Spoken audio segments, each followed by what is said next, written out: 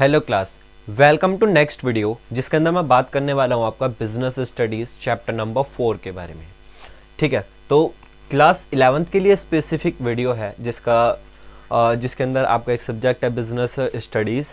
ठीक है, जो मैं आपको पढ़ा चुका हूँ अभी तक। चैप्टर नंबर 1 कंप्लीट करा दिया है आपका, and chapter number 2, chapter number 3, और अब हम आ चुके हैं चैप्टर नंबर 4 पे।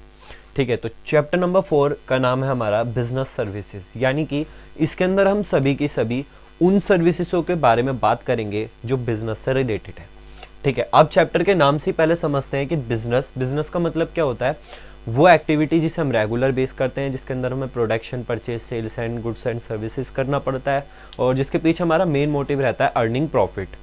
ठीक है, और साथ ही साथ हमें सेटिस्फैक्शन भी करनी है ह्यूमन नीड की। तो आज हम सेटिस्फैक्शन की बात करेंगे। सेटिस्फैक्शन, जब हम अच्छी सर्विस देंगे तो उसे ऑटोमेटिकली बेटर सेटिस्फैक्शन मिलने वाली है। ठीक है, तो जैसा हमारे इस चैनल का कॉन्सेप्ट है कि हमें याद नहीं करना है, हमें समझना है। तो देखो, ये सब इतना सारा मैंने लिखा है आपको समझाने के लिए। आपको समझना है कि इनका मतलब होता क्या है। ठीक है, तो सबसे पहले देखते हैं बिजनेस का मतलब। मैं आपको बता ही चुका हूँ कि business is refers to an economic activity. जो मैंने आपको 5-6 चीज़ याद कराई थी ना। एक इकोनॉमिक एक्टिविटी होती है जिसे हम रेगुलर बेस पर करते हैं, उसके अंदर इंक्लूड होता है purchase and procurement of goods and services, उसके बाद buying and selling of goods and services, जिसके पीछे मेन मोटिव रहता है अर्निंग प्रॉफिट का, अनसर्टेनिटी ऑफ रिस्क रहता है। ठीक है, और साथ ही साथ हमें सेटिस्फाई भी करना पड़ता है अपने कस्टमरों को। ठीक है, तो ये तो हो गया बिजनेस का मतलब। अगर आप इसे ही सीक्वेंस वाइज में बोलोगे तो जब आप सीक्वेंस वाइज में बोलोगे तो वो डेफिनेशन बन जाएगी। ठीक है, जैसा मैं आपको बता ही चुका हूँ पहली वीडियो के अंदर कि मीनिंग से फीचर्स, कैरेक्टरिस्टिक्स या फिर नेचर किस तरीके से बनाने हैं। ठीक है, तो बिजनेस का मतलब आपको पूरी अच्छी तरीके से क्लियर होगा। तो बात करते हैं सर्विसेज। सर्विसेज का मतलब क्या होता है? सर्विसेज का मतलब होता है वो, अब बिजनेस के अंदर दो ही चीज़ हो सकती है, या तो आप गुड्स सेल करोगे या फिर सर्विसेज दोगे। तो सर्विसेज की बात करेंगे। सर्विसेज मतलब अब इसके कुछ करेक्टरिस्टिक्स हैं। करेक्टरिस्टिक्स बोलो, जैसा मैं आपको बता ही चुका हूँ। फीचर्स बोलो, करेक्टरिस्टिक्स बोलो, या फिर नीड बोलो, नेचर बोलो। ठीक है, तो वही बात करते हैं characteristics of business. Characteristics of business के अंदर सबसे फर्स्ट आता है इंटेंजिबल, मतलब हम सर्विसेज को नहीं देख सकते। ठीक है, it can not be see. अब लिखा क्या है? Services we can not be see and touch, मतलब हम उसे छू नहीं सकते और देख नहीं सकते, बट हम उसे फील कर सकते हैं। But it can be feel, हम उसे फील कर सकते हैं कि हाँ इनकी सर्विसेज अच्छी है। तो सर्विसेज के अंदर एग्जाम्पल किस किस के सकता है वो मैं आपको बताऊंगा आगे जाकर। लेकिन सेकंड करेक्टरिस्टिक्स की बात करें, करेक्टरिस्टिक्स, फीचर्स या फिर नेचर बोल सकते हैं, तो सब फर्स्ट है lack of homogeneity. Lack of homogeneity का मतलब क्या होता है? Services have to perform each time accordingly to the demand and expectation of each customer। मतलब कि हमारे कस्टमर की डिमांड एंड उसकी इच्छा वो हर बार चेंज होती रहती है, डायनामिक रहती है। ठीक है, तो हमें उसके अकॉर्डिंग ही उसे सर्विस देनी पड़ेगी। ठीक है, नेक्स्ट है हमारा इन्वेंट्री और लॉस। इन्वेंट्री और लॉस का मतलब क्या? जो हमारी सर्विसेज हैं हम उसे गुड्स की तरह स्टॉक कर नहीं रख सकते, एक जगह रख नहीं सकते। उसी तरीके से बोला गया है inventory loss, services can not be in the form of stock. Services को हम कभी भी स्टॉक की फॉर्म में नहीं रख सकते। ठीक है, नेक्स्ट फोर्थ है नॉन ट्रांसफरेबल, मतलब कि हम इसे ट्रांसफर नहीं कर सकते। गुड्स से मैंने किसी को ट्रांसफर कर दिया नहीं, इसको अगर हम सर्विसेज को दे रहे हैं किसी को तो हमें खुद जाकर देनी पड़ेगी, और साथ ही साथ उसको भी प्रेजेंट होना होगा कस्टमर को जिसको हम प्रोवाइड कर रहे हैं। जैसे कि डॉक्टर हो गया, सीए हो गया। डॉक्टर अगर जो फिजियोथेरेपिस्ट है तो साथ ही साथ डॉक्टर को भी और उसी के साथ कस्टमर को भी, दोनों को ही, पेशेंट को भी, दोनों को एक साथ प्रेजेंट होना मैंडेटरी है, तभी हम इस पर्टिकुलर एक्टिविटी सर्विस को परफॉर्म कर सकेंगे। ठीक है, नेक्स्ट है क्लासिफिकेशन ऑफ बिजनेस सर्विसेज।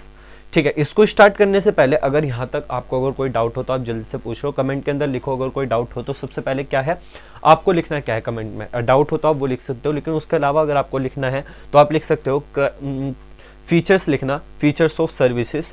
क्योंकि कैरेक्टरिस्टिक्स से ज़्यादा फीचर्स चलता है, तो फीचर्स ऑफ कैरेक्टरिस्टिक्स, तो इसके अंदर क्या लिखोगे, 5 चीज़ें लिखना। ये पूरे डिटेल में नहीं लिखना, सिर्फ नाम लिखना है। Intangible, lack of homogeneous, inventory, non transferable and consumer participation. Consumer participation को एक बार ज़रा पढ़ लेते हैं। At the time of providing the services it must be consumer are present. जब हम सर्विस प्रोवाइड करते हैं ये मैंडेटरी है कि उस टाइम पर जो हमारा कस्टमर है उसको प्रेजेंट होना ही होगा, तभी हम फिजियोथेरेपिस्ट कर पाएंगे। ठीक है, तो ये सब चीज़ें जब भी परफॉर्म कर पाएंगे जब हमारा कस्टमर प्रेजेंट होगा।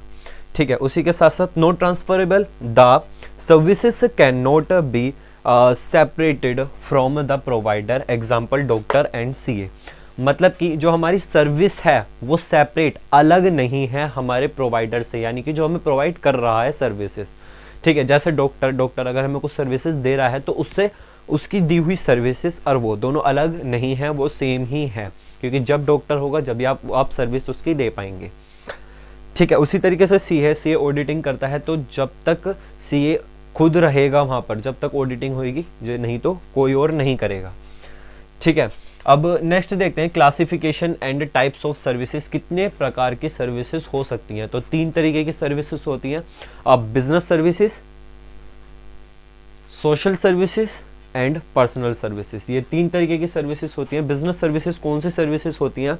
बिजनेस सर्विसेज लिखा हुआ है मैंने, business services are refers to those services which are used by the business, जिसको यूज्ड किसके थ्रू करा जाता है? used by the business enterprises to carried on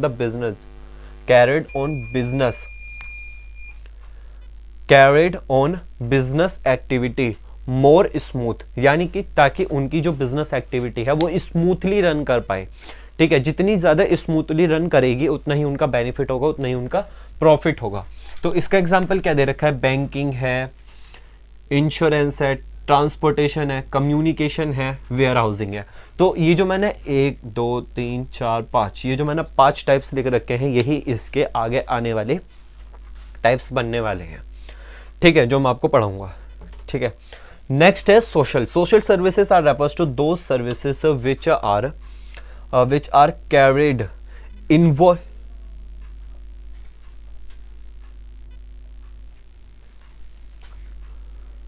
Social services are refers to those services which are carried by excessive social or the upliftment of, मतलब कि वो services होती हैं जो हमारी सोसाइटी को अप करने में हेल्प करती हैं। इसको प्रोवाइड कौन करता है? एनजीओ, यानी कि नॉन गवर्नमेंट ऑर्गेनाइजेशंस इसको प्रोवाइड करती हैं, जिसके अंदर बिजनेस एनवायरमेंट्स और पीवीटी एलटीडी और एलटीडी कंपनी सभी मिलकर इस सोसाइटी सर्विसेज के अंदर हेल्प करते हैं। सोसाइटी सर्विसेज जिसका बेस्ट एग्जाम्पल है एलएलपी, अब लिमिटेड लाइबिलिटी ऑफ पार्टनरशिप।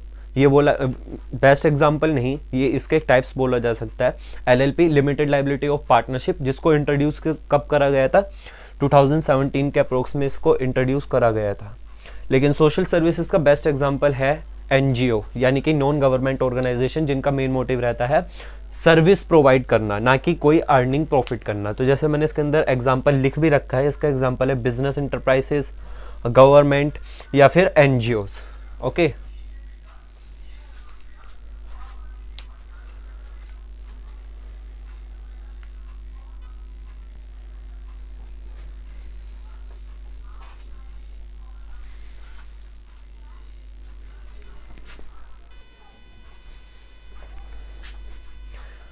और नेक्स्ट है हमारा इसका कौन सा? Personal services.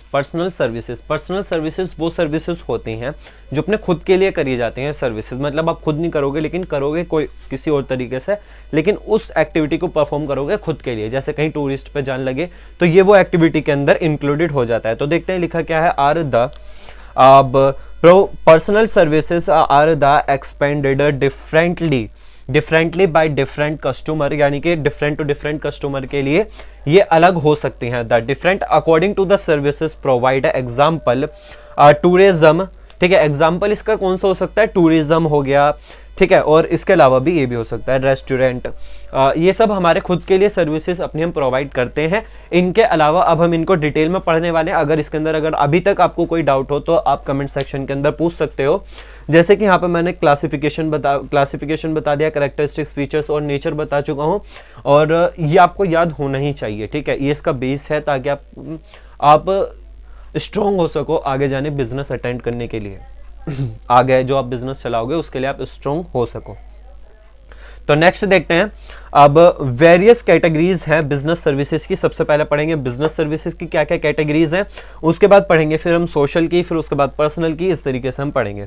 तो सबसे पहले बात करते हैं अब various categories of business services. सबसे फर्स्ट कौन कौन सी है? बैंकिंग है, banking services, insurance, communication, transportation, warehouse. सबसे पहले बात करते हैं बैंकिंग सर्विसेज की। बैंकिंग सर्विसेज कौन सी सर्विसेज होती हैं? बैंकिंग सर्विसेज वो सर्विसेज होती हैं जो हमें प्रोवाइड होती हैं बाय द, या तो हमें वो बिजनेस या तो वो सर्विसेज हमें बैंक से प्रोवाइड होगी या फिर हमें आरबीआई से प्रोवाइड होंगी। मतलब हमें पैसों से रिलेटेड रहेगा, बैंक से रिलेटेड रहेगा, वो सभी की सभी सर्विसेज।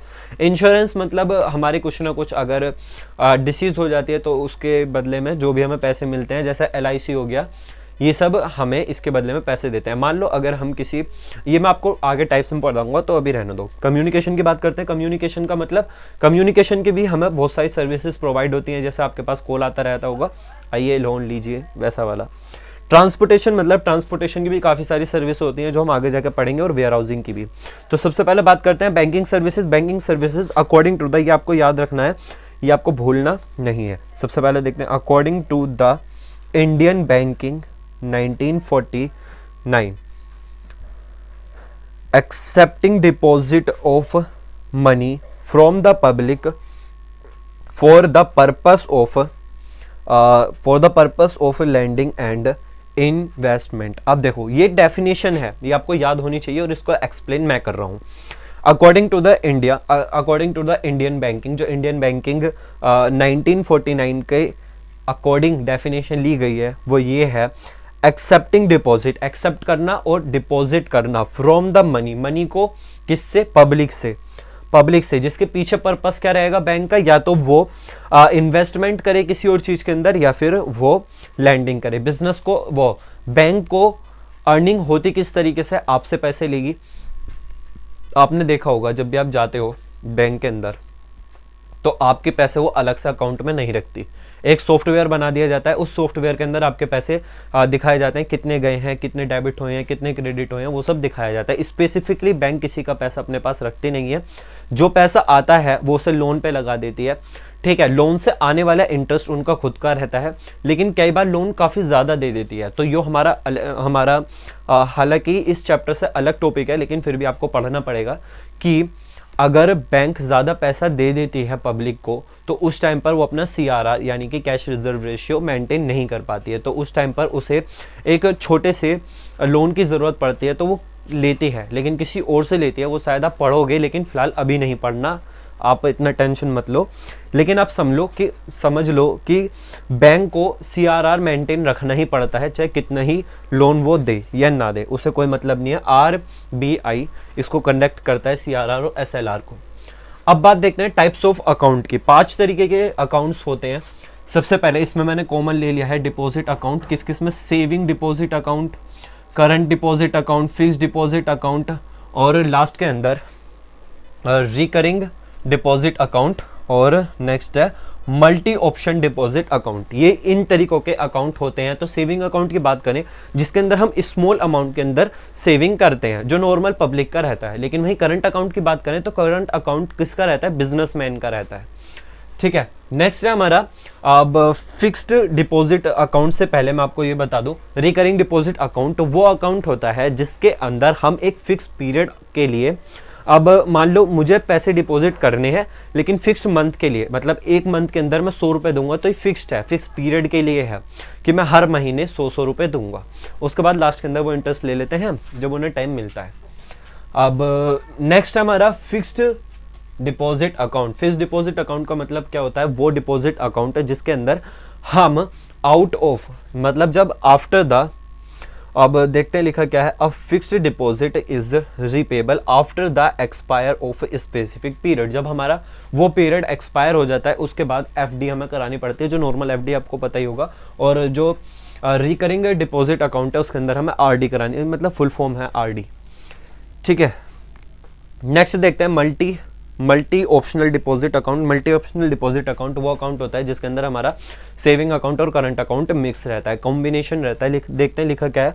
अब in this account combination of current account and capital account, इस अकाउंट के अंदर हमारा कॉम्बिनेशन रहता है करंट और कैपिटल अकाउंट का।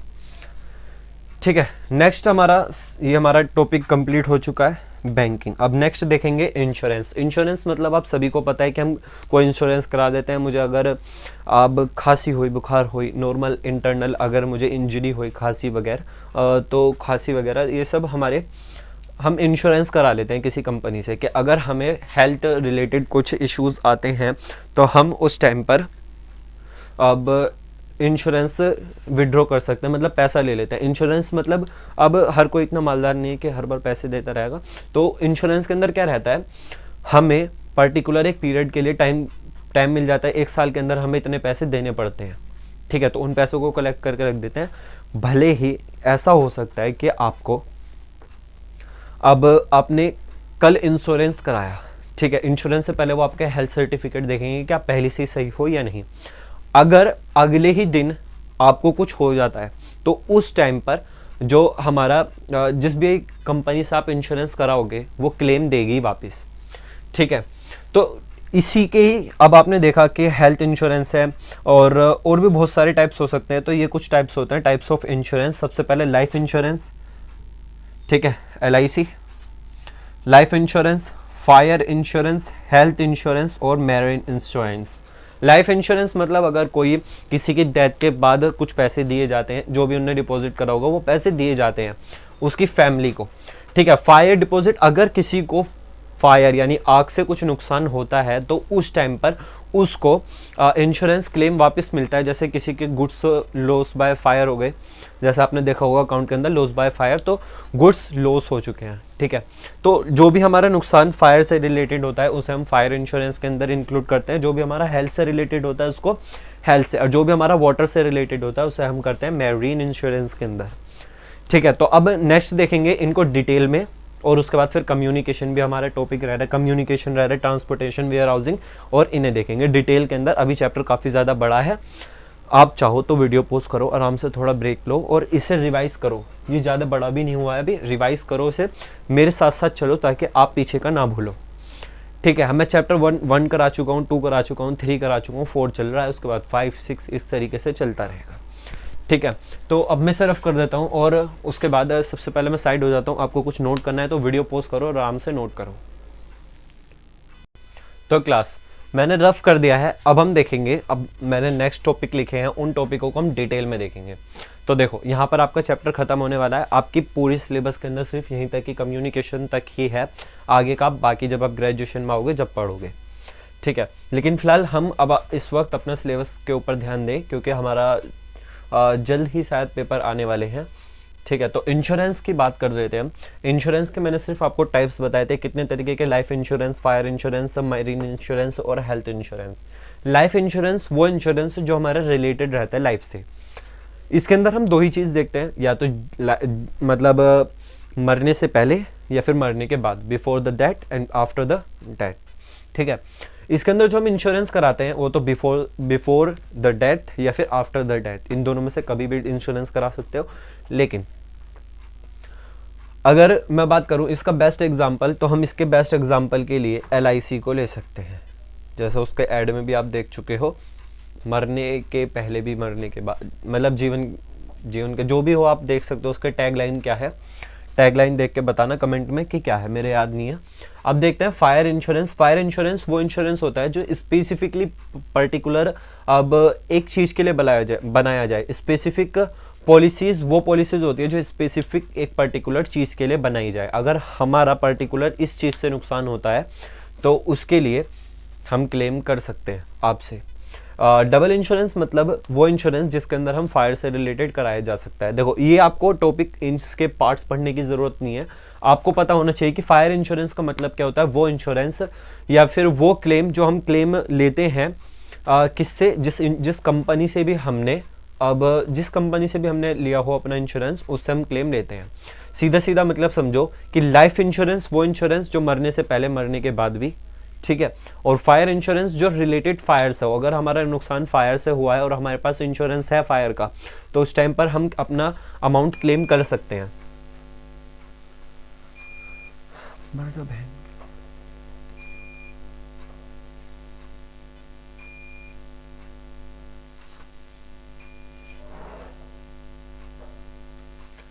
फायर इंश्योरेंस वो जिसका जो हमारा रिलेटेड फायर से हो, लेकिन वही बात करें मरीन इंश्योरेंस, वो इंश्योरेंस जो, अब सबमरीन सुनाओ ना, सबमरीन हटा दो, मरीन लगाओ सिर्फ। और मरीन मतलब वो नुकसान जो हमारा फायर से हुआ हो। इसके टाइप्स आपको पढ़ने जरूरी हैं, जैसे कि कार्गो, वो नुकसान जो हमारा पीपल्स का हो या फिर गुड्स का हो। अगर इंसान और गुड्स दोनों के दोनों ही डैमेज हुए हैं वाटर से, सबमरीन में जा रहे थे कि पीपल्स और जो हमारा गुड्स दोनों के दोनों डूब गए, तो हमारा दोनों नुकसान हुआ, तो उसका इंश्योरेंस कराया जाता है कार्गो का। और उसके बाद हुल, HULL, हुल मतलब अब हमारा उसी के साथ साथ शिप भी डूब गई पूरी, ठीक है, तो वो बोला जाता है हुल। और अगर इसके बाद बात करी जाए तो ओनर भी डूब गया उसी के साथ साथ, तो ये सब बनाया जाता है मरीन इंश्योरेंस। मतलब आप इसके अंदर सीधा सीधा याद रखो कि मरीन इंश्योरेंस वो जिस इंश्योरेंस के अंदर हमारा लॉस हुआ हो वाटर से, इसके अंदर हमारा फायर से हुआ था, इसके अंदर हमारा अब वाटर से हुआ है। लेकिन वहीं अगर मैं इसके बात करूँ लाइफ इंश्योरेंस वो इंश्योरेंस जो हमारा डेथ से रिलेटेड हो, डेथ से पहले, डेथ के बाद, मरने के बाद, मरने से पहले। हेल्थ इंश्योरेंस वो इंश्योरेंस होता है जिसके अंदर हम सिर्फ ओनली हेल्थ को देखते हैं। देखो अब हमें नॉर्मल खांसी जुकाम है तो हमारी कंपनी हमें देती है कि हाँ आपके पास युवा जाओ कार्ड दिखा देना, मेडिकल कार्ड बनाया जाता है, ठीक है। और एक इंश्योरेंस वो भी होता है जो परमानेंटली रहता है, जो हॉस्पिटल हो जाता है, पूरा हॉस्पिटलाइज हो जाता है, जैसे कि कोमा में चला गया तो हॉस्पिटलाइज हो गया पता नहीं कब के लिए, ठीक है। तो ये सब हेल्थ से रिलेटेड होता है। अगर कोई हमें डिसीज हो जाती है तो कंपनी हमारे क्लेम करते हैं, अगर हम कहीं जॉब कर रहे हैं तो, नहीं तो हमने इंश्योरेंस करा रखा होगा, ठीक है। तो इंश्योरेंस कराना भी ठीक रहता है काफ़ी टाइम पर, ठीक है। तो ये आपको इंश्योरेंस से रिलेटेड पता लग गया होगा। बात करते हैं कम्युनिकेशन, जिसके अंदर सिर्फ हमारे दो ही टाइप्स हैं, या तो हम पोस्टेज करेंगे, ठीक है, या फिर हम टेलीकॉम से बात करेंगे, ठीक है। तो पोस्टेज मतलब वो, मतलब जैसा आपने देखा होगा ना कि अब चिट्ठियों से जा रही है, बातचीत चल रही है, कबूतर को दे दिया और बातचीत चल रही है। लेकिन अब कबूतर का ज़माना नहीं है, पोस्टेज का था। तो जैसा कोई आपके पोस्ट आया आपके पास, आपका कोई कार्ड आया, आधार कार्ड, पैन कार्ड, ये सब वगैरह, ये सब कार्ड आए, तो ये सब हमारे पोस्टेज के अंदर आते हैं। लेकिन वही टेलीकॉम की बात करें तो जो हमारा अब टीवी चल रहा है, तो ये सब हमारा पोस्टेज हो चुका है। आप इसके अंदर देख रहे हो तो ये टेलीकॉम से रिलेटेड हमारा है। जैसे फ़ोन से रिलेटेड हो गया, तो पहले टेलीफोन चलते थे, तो ये सब था हमारा कम्युनिकेशन का माध्यम। तो आपको सिर्फ ये दो पढ़ना है, इसके ब्रीफली में जाने की कोई ज़रूरत नहीं है। पोस्टेज आप पढ़ चुके हो, पोस्टेज सर्विसेज जो हमारे पोस्ट से रिलेटेड मिले, ठीक है। पहले एक पर्ची से बना देते थे और पोस्टेज में गिर दी, लेकिन फिर टेलीकॉम का आया जिससे हमने टेलीफोन से रिलेटेड बातचीत, कम्युनिकेशन स्टार्ट करी, ठीक है। तो इस वीडियो के अंदर सिर्फ इतना ही, और इस चैप्टर में भी इतना ही है, ठीक है। इस चैप्टर के बाद मैं नेक्स्ट चैप्टर कराने वाला हूँ, ठीक है।